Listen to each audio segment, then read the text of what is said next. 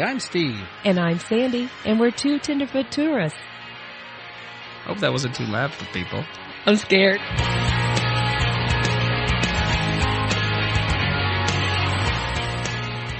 Welcome to episode 73, the one about podcast Potluck, recovering from Carb Comas.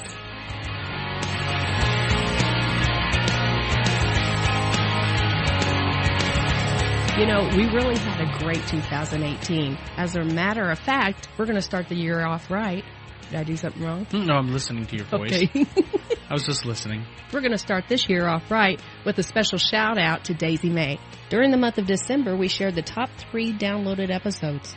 The third most popular was Podcast Potluck, Gluttonous Thirds. Second was Colorado, Oh Wow, Part 1. And our number 1 episode was Bizarre, Wisconsin, inspired by one of our listeners, Daisy May. We have decided to thank her with a 2 Tenderfoot Tourist t-shirt and a $50 gas card to inspire her next adventure. So, Daisy May, PM or email us so we can get your prize to you ASAP. Thank you for listening, and thank you for giving us our best episode of 2018. So we got to do something that we've never been able to do, and we're really excited about it. Yeah, I thought it'd be a lot harder. Oh, so did I. Well, all the rumors were it was going to be a nightmare. Right. I still don't know if Sean was serious or if he was messing with us because he knew we'd be nervous wreck. Yeah, well, okay. It wasn't, okay, in Sean's defense, he wasn't the only one who had told us that there has been horror stories, and if you're wondering what we're talking about, is getting our passports. Right. We've got that cruise coming up in a few months, and we both needed passports just to make sure that we have every base covered. And yeah, we had been told it was really a big hassle to get a passport. Yeah, it kind of started with Sean saying it's like, oh, we had to go and get our picture taken 3 times because of the fact that for some odd reason it just wasn't fitting just right. Right, it has to be a very specific measurement of your head. Yes, and it has to be the right amount of shading and lighting. Yep, and the lighting's got to be perfect, the whole bit. And he had us worried to death about it. And then we were told that we could go to the library here and do it. And he was like, nope. You have to go to the post office. That's how you always have to do it. You always go to the post office. And we were also told that if you make one error on the application, they will reject it. Yeah, that they tear it up and you have to redo it. I'm like, okay, so we're walking on pins and needles. I mean, what did I do? I sat down with the application and I wrote all the answers out on a separate piece of paper. Right, and then copied them on. And I still managed to mess it up. Oh, a couple things. Okay, first of all, y'all, if you do apply for a passport, it has to be in black ink. Steve wrote his in blue. Good thing it was a nice, big, thick, heavy blue. So right, that's what saved well. us. It photocopied well, so it saved us. And then you misspelled the city we lived in, that we live in. And then I transposed numbers and stuff. Oh, yeah, our zip code. How in the world he did that? He had all the right numbers, but they were totally out of order. All of a sudden, I had a dyslexic moment. I think you have dyslexic schizophrenia. Oh, my gosh. I am such a dork. I was like, what the heck was I doing? And I didn't realize it was that jacked up until we presented it. And I was like, and yeah, she's finding all these things, and I'm just like, I thought it was on mine. Yeah. That the blue ink was, but no, these were all on yours.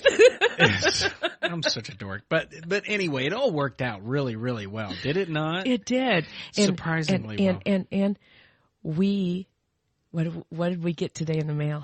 We got our passports, and we haven't opened them yet. Well, we think so. We haven't opened them yet, but we're thinking it has to be. So we want to open them up with you guys. Oh, yeah. Okay, so we're going to give you the raw. So if you've never gotten a passport, we have never. So you're going to hear exactly what our reaction is in seeing our passports the first time. And our photos. And our photos. I didn't know I was getting photographed the day we did it, so yikes. So we're real classy looking. My hair looked terrible. My hair just looked, oh, wow, that's You're bald. I just realized what the heck you said. Okay, so this is what a passport is. It's that little blue, and it comes with a paper that says, with your passport, with your U.S. passport, the world is yours. It's mine? So this is the deed to the world? Evidently. And mine's in different languages. How about yours? Listen, they're hard. They are. I didn't expect that. You could write on that bad boy. It's I mean, pretty. like you could use it for a desk. Oh, wow. Check it out. Oh my goodness. You're looking at the inside. Oh, I'm not looking at that part So yet. it's the actual, like, passport part where it's got your face on it and your information. I look like a crazy lady because I had my hair pulled up, so it looks like my hair's all sticking up. You look like you're well tanned and happy. Okay, I'll give you that. You look well tanned. I look like I'm in pain, like I sat on a tack. Look at my mouth. It's like one of those, like, he doesn't know how to grin. He doesn't know how to grin for photos, you know, like is it Matt Chandler? Chandler off of Friends. What was his name? It's not Matt Chandler. What was his name? Chandler Bing. Oh, that's right. Chandler who's Matt Chandler? Okay. You're thinking of part of his real name, Matthew Perry. Oh. Okay, so I had another neurotic moment. And this is why he almost didn't get a passport. This is why. Should they let me out? Maybe if they put me out of the country, they're not going to let me back in. It's like, that's one less idiot in this world. So, but yeah, check that out. Wow. Well, hey, let's post pictures of this on our Facebook. Check it out, everybody. Somehow I think they'll frown upon that. I think that's a bad idea. Did you see the inside cover? No, I did not. Well, I saw it, but I didn't read it. Does that make sense? Okay. So, and the government of the people, by the people, for the people, shall not perish from the earth. Abraham Lincoln. Oh, I was looking at this, trying to read it. Oh, okay. Oh, say, does that Star-Spangled Banner. Oh, is that what it says? I didn't have my glasses on. And it's got little quotes on it. Look at that. I've never looked at one of these before. This is interesting. It's got little quotes and little places where I'm, like that's your visas right there. And it's got quotes in there. Oh, wow. We the people of the United States, in order to form a more perfect union, and so on and so forth. We all that know is this so one. cool. Oh. See, they got little quotes right here, see? In the top. Oh, cool. Does this mean we have to sign right here? Don't know. I don't know. We have to ask. Signature of bearer. Bearer. We'll have to ask Sean a lot about this stuff. I don't know. Although he didn't know stuff. He didn't.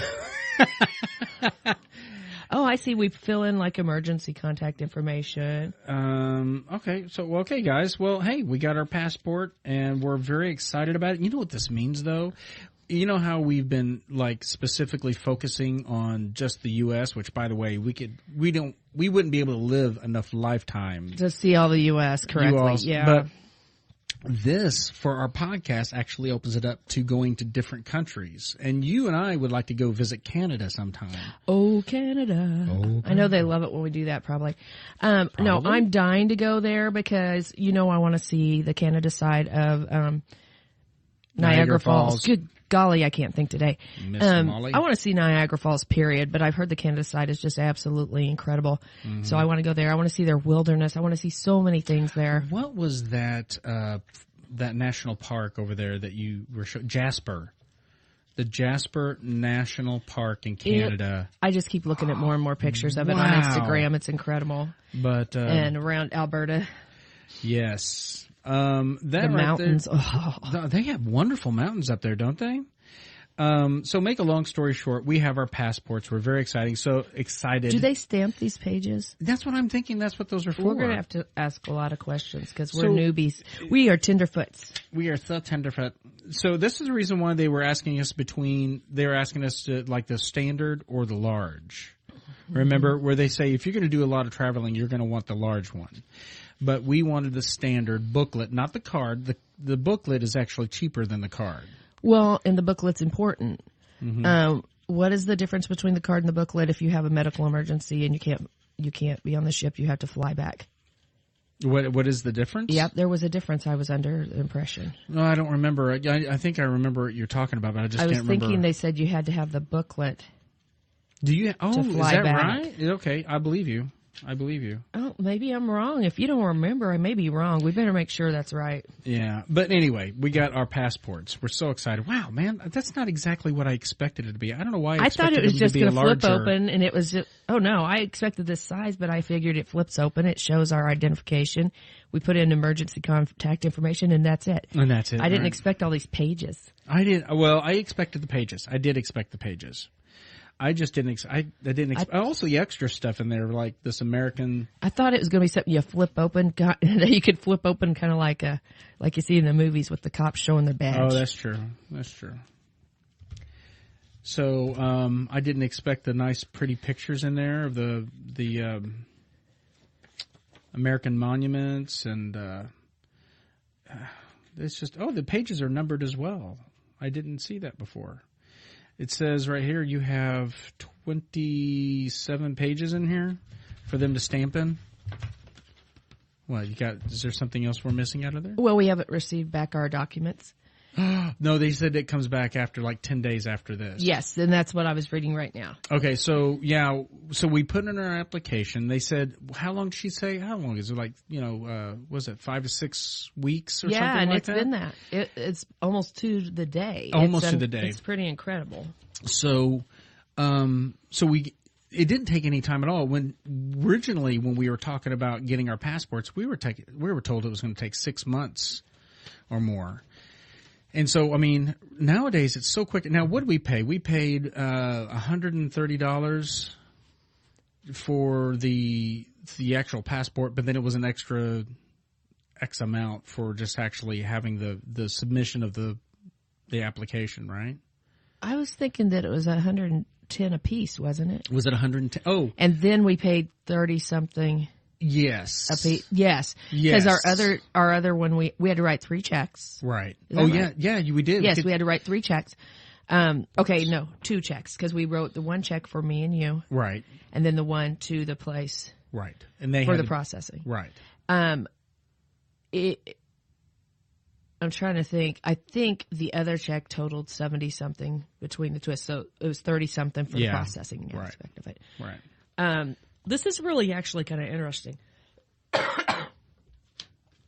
They sent a couple of flyer type things with it, and one of them says on it, how to contact us. Oh. And it says inside the U.S., outside the U.S., and then you can contact general passport information, reporting a lost or stolen passport. Oh, see, this is good information. Emergency travel assistance, international parental child abduction. Oh, wow. Or inter-country adoption. So this is really neat, the phone numbers they give you on this. It's very cool.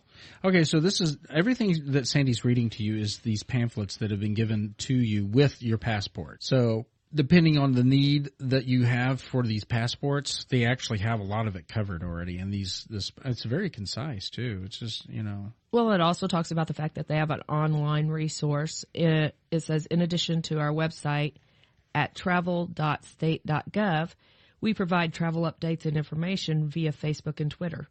Oh. So that's kind of cool. That is good. Said additional tips for travel while overseas: carry photocopies of your passport, biographical pages, and foreign visas with you all the time.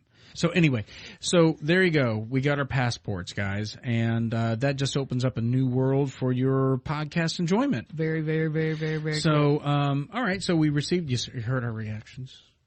Yes, and you heard that Sandy's new plan is to try to get to Canada. Not to live there. No, not to avoid the draft. No. Just saying. Just saying. To introduce a little levity to the podcast, we bring to you words of wisdom from you've reached middle age if your prescription refill number is programmed into your speed dial. Mine is. You're welcome. You're welcome. Okay, so seeing how this is a podcast potluck, we're going to move on to a new topic, which happens to be a hotel that I was lucky enough to actually stay in. Yeah, I want to see the place. I think it'd be extremely interesting. I if you follow us on Facebook, you've probably seen me post pictures of it on there. It's Riverview Inn Suites. It's in Rockford, Illinois. Yeah, is it? Yeah, and it's a museum hotel, and I'm not exaggerating when I say that.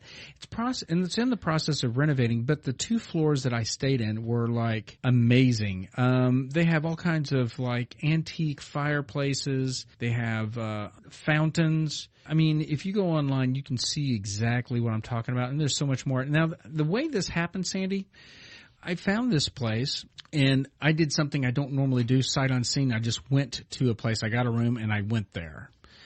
That was a happy little instance. It was. It was. And I walked in, and I walked into the, what is that, the not the Foyer. Foyer. Thank you. The registration desk is just like a beautiful work of art. Above the door, they had an old German clock. They had a giant boar fountain in the lobby. They had, they just had, architecture everywhere. Is that what you would call ornate? Yeah, sure. We'll go with ornate. Sure.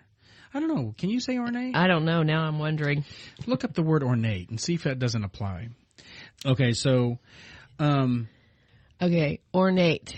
Elaborately or sumptuously adorned, often excessively or showily. Oh, well, I would think I could probably add that to. Yeah, because it has an example. They bought an ornate Louis the 9th, or the 19th. No, 29th. Oh, I don't know what it is. 19th. Oh, is it a Sofa. 1X? X1. So it'd be 11th. Wait. X1V. Oh, X1V? That'd be 14th. Because if you put the one One before before the the 5. Yeah. Okay. You subtract that. They from bought the an 5. ornate Louis the 14th sofa. Yeah. That's how they use it. So ornate would work. Ornate would work. The decor was ornate. Yeah, it was very ornate. I went up to the counter, and I was talking to a lady that I do a podcast with. We'll call my her, wife. what's her name? Melody Pope. There Thank you so go. much for telling me about this, because otherwise I would have never known.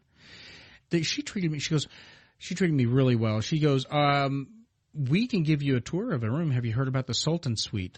I'm like, the what? The Sultan Suite. I'm like, what is the Sultan Suite? Sounds fancy. And it really was. Oh my goodness, this thing was amazing. She goes, we have someone who loves to give tours all the time of this place, and if you like, and I go, you mind if I take pictures? No, feel free. You mind if I talk about it on the podcast? No, please do, So, I went and put my things away, came downstairs. They had a open bar down there, and so, for a free drink. So I got myself a free drink. Misty Hauser is her name. She was very knowledgeable. She had worked there for a few years, and she loves giving tours. She just starts reading stuff, and she learns more and more about it. She took me to this thing called the Sultan Room, which it was so ornate. well, and it was named that for a reason. Yeah, everything, every bit of furniture and carpet and tile and everything was from the Sultan of Morocco. He used to own it. Okay, there's a plaque in the room on the wall, and it reads, the most elaborate, complete 5-room bedroom suite ever created. It is handcrafted over a period of 6 years. Wow. Once it was carved in France, and it was brought over to an exhibition, a world exhibition, Paris exhibition, it was exhibited at the World's Golly, it was exhibited at the World's Paris exhibition of 1899. It was purchased by the Sultan of Morocco, and it lived with him for, X amount of years until the owner of this hotel heard that it showed up in New York at a auction, and he outbid two people you might have heard of. Who's that? Cher and Wayne Newton.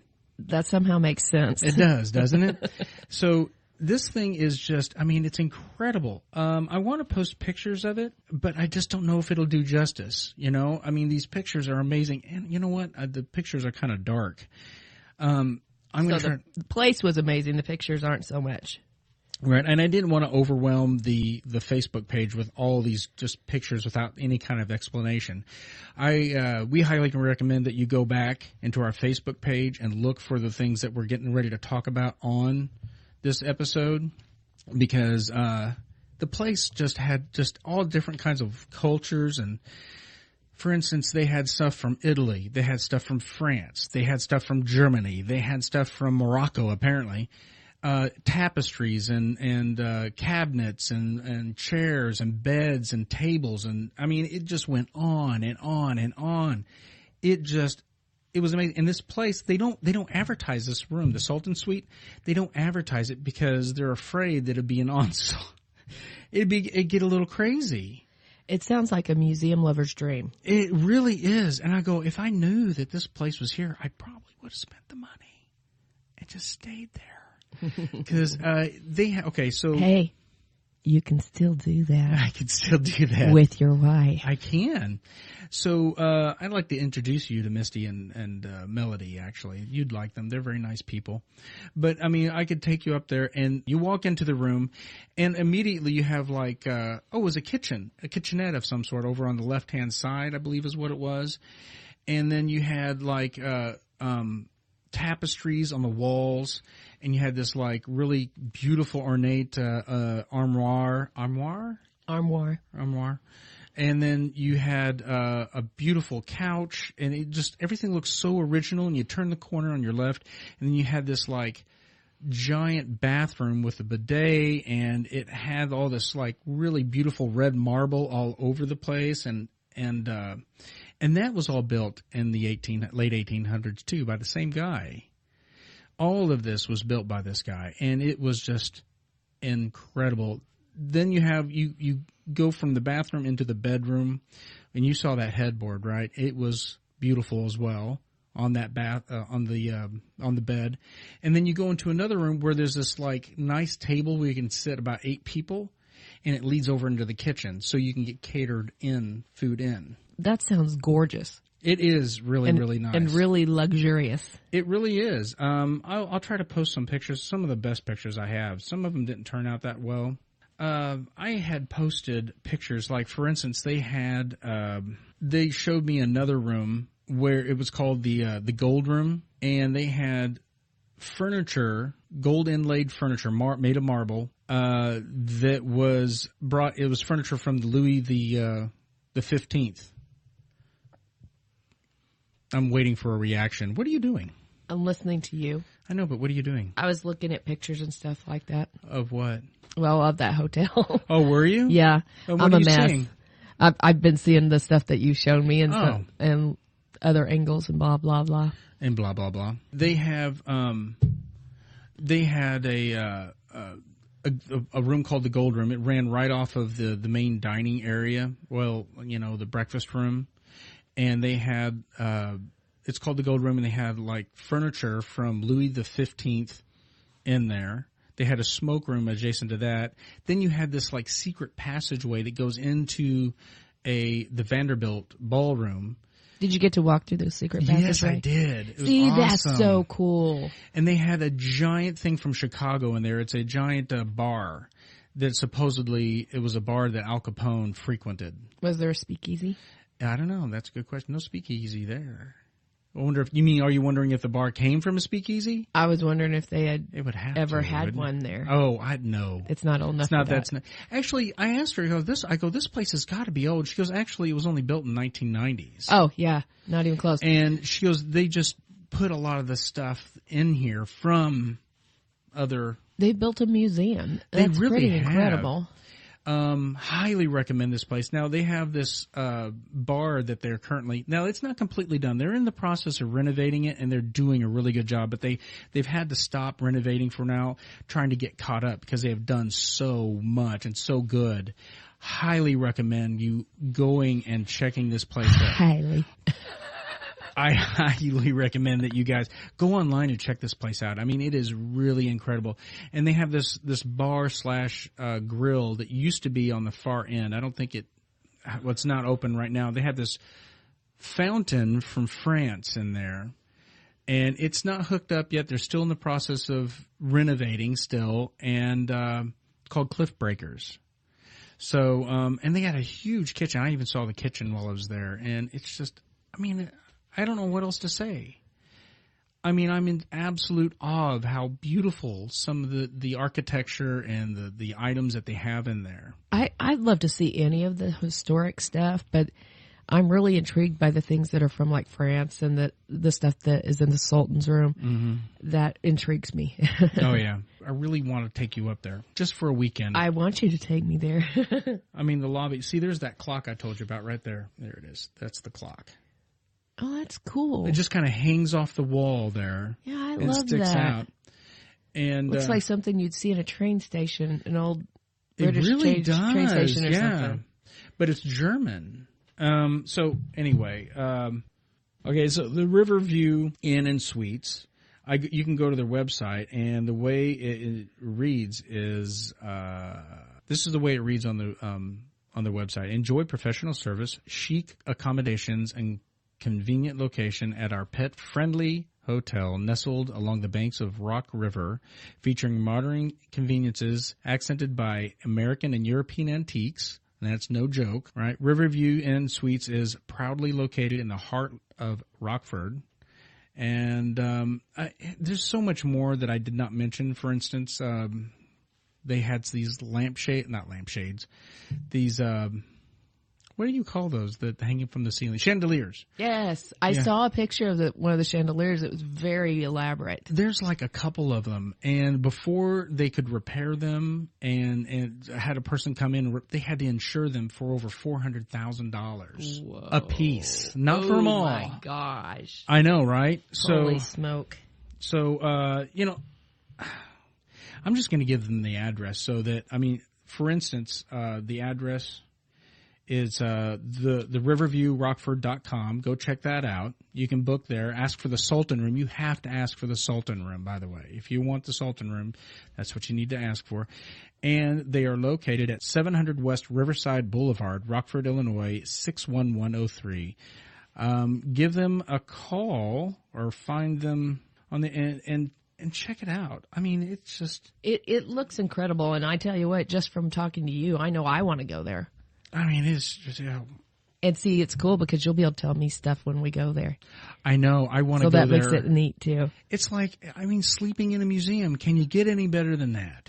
Yes. Yes, I can. Really? But is that sleeping on the beach at a museum? The beach would beat the museum for me. Would it? But okay. I do love me a good museum. Oh, my gosh. That thing is just gorgeous. And we love the strange. To me, this is strange to have that all in a hotel. That is really unusual. And it's not like a strange, like, okay, that's weird. No. No. It's unusual. You don't come across this every day. You really don't. And whenever I stumbled upon that, I was just so very happy. Kudos to them. It's smart. It's really, really smart. Anyway, make a long story short, highly recommend. Check it out. It's beautiful. Sultan Suite. Classic Rock Coffee Company is locally owned and started right here in Southwest Missouri. Don't let the name fool you. You don't have to like rock and roll to enjoy Classic Rock Coffee Company. But it couldn't hurt. Regardless of your favorite pick-me-up, Classic Rock Coffee Company has got you covered. Traditional drinks, flavored drinks, protein shakes, hot teas, and smoothies. Are you hungry? They've got great coffee and a great menu. Yes, they serve food too. That even includes keto. There are so many drinks to choose from. What are our favorites? Well, for me, anything chai. My absolute favorite is the Cheesecake Chai Tea Frappe. And mine is a toss-up between two frappes. The Mocha Coca and the Sweet Emotion made with chocolate and caramel are both off the hook. Classic Rock Coffee Company is located at 1230 U.S. Highway 60 in Republic, Missouri. Let them know the Two Tenderfoot Tourists sent you and get a special discount. And now, back to the podcast. So what's next on our podcast Potluck? Something a little personal, something a little intimate. Talking about families during holidays. Okay. We're going to get on our soapbox a little bit here, but it is because it's connected to travel. A lot of times families are bending over backwards to get together with not even just one family, but 2 or 3 different families that they feel like they have to be with for Christmas or for Thanksgiving or they're whatever. Being pressured by people to be there right. and guilting them into coming when, you know what? Sometimes they're spending a ton of time in the car just because they don't want to make family upset. Right. So okay, let's do a little background though. Just growing real up, okay. My parents were divorced and both had remarried, and we had a system. We always spent Christmas Eve with my mom, slept that night at our house, got up that next morning, we're with my mom till around like 10 o'clock, and my dad would show up and he would get us and we'd go spend time with him. Right. And this is the reason why divorced families can be very difficult, especially for children. But you know what? I have to commend them. They came up with a plan. They stuck with their plan, and it worked. Right. It was very good for us, and it was good for us kids because of the fact that we knew what the plan was. We never deviated, and we never felt like anybody was angry at each other because they had to do that. So it was our normal. It is your normal. And I'll tell you, what really was your saving grace in this whole entire incident is the fact that everybody's attitude was on this right page. It was. It was about everybody just getting along and making it the best it could be for the children. Right. Well, which like I you said, don't see a lot you nowadays. Don't, unfortunately. People are very it's selfish. my time. But Right. we'll get off that one. No more soapbox on that one. But that was my normal when I met you. And I already had Derek when I met you. Mm-hmm. So that was his normal. Yeah. And I didn't want to deviate from that. Now, you, on the other hand, you had your parents are still married. They're still married. So you only had your parents to deal with. Right. And that was it. And if grandparents wanted to see their grandchildren, what did they do? They came to our house. With your family. With my family, exactly. The norm was that my mom and dad they allowed us to enjoy our gifts for that morning, right? Right. Mom cooked a meal, right? And we all sat around and we talked and played with the toys. We went outside and played if the weather was permitting, right? And we ate too much, took naps, really enjoyed it. And then we had family would come over. If grandparents wanted to come and bring their presents to their grandchildren, then that's how it worked. Right. So we were like polar opposites. Mm-hmm. We spent a lot of time going places, and you stayed home. So you being as loving as you are, when we got married, and I was like, but I don't want to disappoint my parents. I don't want to miss out on that. That's what I always have. Then we started trying to balance 3 different families. Yeah. And you can't do that. You can't fit 3 into Christmas. So somebody always didn't get Christmas. Exactly. Someone ended up being hurt. So then we started trying to balance it out a new way. We decided that we would rotate. Oh, that was a nightmare. We would see 2 different families on Christmas. Mm-hmm. And the other family we would see for Thanksgiving. And the following year, somebody else would be Thanksgiving, and the other 2 people would be and we'd struggle trying to remember who we saw the year before. And it was still hard, because guess what? We're at Grandma and Grandpa Tyndall's house, and we really don't want to leave. Mm-hmm. Yeah. But we have to, because we have to get to the other one. Right. And it's not that we don't want to be with them, but we're really enjoying it because we don't spend a lot of time with them. Right. So it became really, really rough on everybody. I was going to say, and it really started to take its toll on our marriage, really, because we started getting in fights on Christmas Day, of all things, and I was getting stressed out because we were aggravated. I was having to put up the Christmas tree and everything like that. That's not a big deal. Well, that's not a Christmas Day. Well, I mean, what I'm trying to say is that those holidays were just absolute stress. I did not like Christmas. And our kids would open their presents and walk out the door and leave everything at home. Yeah. And that was sad for them because they wanted to play with their stuff. Right. And it was just rough. So what we are doing with our kids, and it's very new to us, so it's easy for us to say. We haven't had to deal with it a lot. Yeah. But we've told ours for years. First-hand experience here. That as much as we'll miss them and as much as we love them and we want them with us, that it doesn't have to be on that day.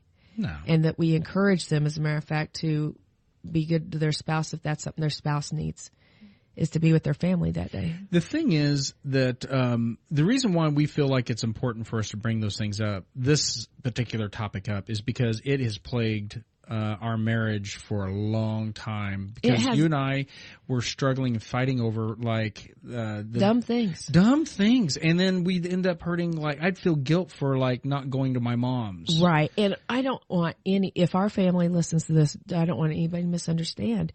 We always love being with you. That's not what we're talking about. It's just overwhelming, and it's hard to pull away from somebody you love and want to be with to go to another house. Well, and I was going to say, it's just hard. And what is that? What kind of message is that you're giving to your kids? It's like you're not really enjoying the season at all. You're not showing the love that and patience that is usually should be, really focused on that time. Right. I mean, you're not. It's not an easy, peaceful time, and enjoyable time whenever you have parents who are fighting over something like this. And we won't get into the details of it, but we recently pulled away from our routine, and we did take a trip, and we did it over Thanksgiving. Yeah. And it was very peaceful. And we'll talk more about that in detail. Yeah. But my point being is, if you're going to travel it should be a joyous thing. It should be. I agree. It shouldn't be stressful. No, and I don't know. I don't know where else to go with this, just because of the fact that you and I have looking back, hindsight's always 20/20. You can always look back, okay, that was the mistakes. If I were to go back and do things different, I'd still be doing the same thing that I did. You know what I'm saying? I'd still be doing it, because I know that is something. I'll tell you the only thing I would change. That is something. Let me finish my thought. That is something that was what made you happy, and it was kind of my gift to you. However, I wish that I didn't give that gift to you so begrudgingly. You know what I'm saying? Oh, you're sweet. I do understand. You wish you would have done it joyfully. I wish I would have made things a lot easier on you, because I was getting frustrated, because I felt, okay, and this is just me talking. I felt as if that what I was doing with you was basically saying that my mom and dad wasn't nearly as important as your mom and dad time on that holiday. Well, and I'm not saying that I'm justified in that. I'm not saying that at all. But I'm just saying that it's like, okay. It can't balance out, Steve. It can never balance out. And you are correct. You think about this. I mean, whether it's true or not, with our situation, we had 3 sets of parents because I had 2 sets. I know. So then you could have easily came off feeling like, okay, you get family time with your parents 2/3 of the time, and my parents get 1/3 of the time. Yeah. And you could have easily been very offended for that. Right. You could have easily said, okay, this year my parents get Christmas, next year your dad, next year my parents, the next year your mom. You could have insisted on alternating that way. Yeah, totally. But you weren't that way. And I know you were frustrated, but you were very good to me about it. Now, here's what I would do different. Oh, okay. I would have still wanted to do it. You know I would have. So I can't deny that. I still want to get together with them. That's how it is. We just really like being with them. But I would have made sure that if we decided to not do it a year, that we let everybody know we just didn't do it. And it would have been a normal that once in a while we didn't. And that way there wasn't so much pressure. Right. It's a lot of pressure. Because, I mean, honestly, okay, I hope that whoever's listening, they have kids of their own. They're understanding what exactly it is that we're talking about, and then they have families that really pressure them. That's really basically what this little portion of this podcast is about, is because you're going to feel a lot of pressures during the Christmas season, you know, and it's kind of like after the fact, because Christmas has already come and gone, and so is the new year. And right. But it's a way to plan for next year, maybe. I think this is actually the best time to do it, because you have plenty of time to plan. And to talk to them. Yeah. And keep in mind, I mean, we're not sitting here saying that all of our parents sat back and they said terrible things to guilt us and we're shaming us. No. We're not saying that. They don't have to say it. Nope, they don't have to say a thing. We'll guilt ourselves enough. All they have to do is say, you're coming, right? And we're going to guilt ourselves enough. Okay, so that's always the thing, It's like, so when can we expect you on Christmas Day? Yeah. We're not going to be there. We're going over to so-and-so's house on Christmas Day. You're not coming. Yeah. You weren't here last year. Yeah, we were there last year. No, you weren't. Yes, we were. It's a hard world. And you feel guilt. Right. And by the way, we love the holidays. So don't misunderstand us. No. And this is not a complaint. We hate the holidays. This is encouraging you, especially if you're a young married or young parents. That's what we're talking about. Step back and really look at what you want for your children. Right. Make your house an open door if that's what you want. That anybody that wants to stop by for Christmas can. Yeah. Or if you're going to travel, leave that open door for yourself to be able to step back and say, this year we're not going to be able to make it. We're going to Universal Studios. Right. Or this year we're going to open our house to people who don't have anybody. And or however you want to do Christmas. We know families that do that. Yes, we do. They don't have any family at all. My friend Tracy does that. See, that's sweet. She tells her friends on Facebook, she says, let me know if you have no one. To spend and you could come over with, and you could spend the holidays with us, and that's really awesome. And that's just it. I mean, Make it your family's traditions. And that's just it. We had a divided, what's the word you just used? Tradition. We had a divided tradition. I was using my tradition as the standard, and you were using your tradition as a standard. And we were young and dumb, and therefore we were both being selfish and stubborn. Mm-hmm. And we could have been tons worse, so don't misunderstand. But we, looking back, have a little wisdom. We hope. A little more. And we want to encourage you to make it your own. Take care of your family so that it is precious to them when they grow older. I agree. Can you give our listeners a hard and fast rule? I mean, I think it's fair to say, if you love your family, you'll be honest with them about what your household family's needs are. Yes. And you'll welcome them into your home and be willing to go visit their home, but you will have a plan that suits your household first. Exactly. That right there in itself, in a nutshell, is probably the way to just kind of encase what it is that we're trying to talk and we're trying to bring across to the listener. Yeah, I hope this didn't come across wrong. No, I don't want it to be negative because, oh man, if anybody knows how important family is, it's our group. Totally. We are a very close bunch of people. Yeah. Especially now we got extended family. No joke. So we'll probably be glued to their hips now, and then we'll be like, yeah, new traditions. Yeah. It's Sean. I guess that wraps up another great episode. Thank you so much for listening to episode number 73. The one about podcast Potluck. The one about podcast Potluck, recovering from Carb Comas. Okay, so Two Tenderfoot Tourists is a weekly family-friendly podcast. If you'd like Two Tenderfoot Tourists podcast, be sure to subscribe on Apple, Google Play,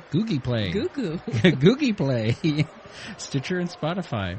To get in touch with us and chat about this podcast or even your travel experiences, simply email us at tenderfoottourist@gmail.com or find us on Facebook, Twitter, and Instagram. Don't forget to like, share, and subscribe. I'm Steve. And I'm Sandy. Until next time, stay tender.